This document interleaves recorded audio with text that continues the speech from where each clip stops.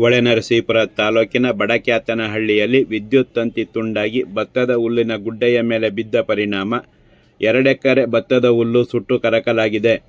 ತಾಲೂಕಿನ ಹಳ್ಳಿ ಮೈಸೂರು ಹೋಬಳಿಯ ಬಡಕ್ಯಾತನಹಳ್ಳಿಯ ದೇವರಾಜು ಎಂಬುವರು ಜಮೀನಿನಲ್ಲಿ ಬೆಳೆದಿದ್ದ 2 ಎಕರೆ ಭತ್ತದ ಹುಲ್ಲನ್ನು ಯಂತ್ರ ಬಳಸಿ ಭತ್ತವನ್ನು ಬೇರ್ಪಡಿಸಿ ಹುಲ್ಲನ್ನು ಗುಡ್ಡೆ ಜೋಡಿಸಲು ಇಟ್ಟಿದ್ದರು. ಆದರೆ ಶನಿವಾರ ಸಂಜೆ 4 ಗಂಟೆಯ ಸಮಯದಲ್ಲಿ ವಿದ್ಯುತ್ ಪ್ರವಹಿಸುತ್ತಿದ್ದ ವಿದ್ಯುತ್ ತಂತಿ ತುಂಡಾಗಿ ಹುಲ್ಲಿನ ಗುಡ್ಡೆ ಮೇಲೆ ಬಿದ್ದಿದೆ ಮತ್ತು ಇದರಿಂದಾಗಿ ದೇವರಾಜು ಅವರ 2 ಎಕರೆ ಹುಲ್ಲು ಜೊತೆಗೆ 4 ತೆಂಗಿನ ಮರಗಳು ಸುಟ್ಟು ಕರಕಲಾಗಿದೆ.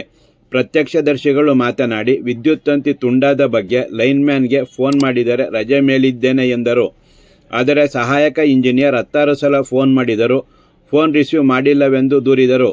ಅಗ್ನಿಶಾಮಕ ಠಾಣೆಗೆ ಫೋನ್ ಮಾಡಿದ ಬಗ್ಗೆ ಮಾಹಿತಿ ಲಭ್ಯವಾಗಿಲ್ಲ. ಜೊತೆಗೆ ಘಟನೆ ಸಂಬಂಧ ಅಗ್ನಿಶಾಮಕ ಠಾಣೆಗೆ ಫೋನ್ ಮಾಡಿಲ್ಲ ಎಂಬ ಮಾಹಿತಿ ಲಭ್ಯವಾಗಿದೆ.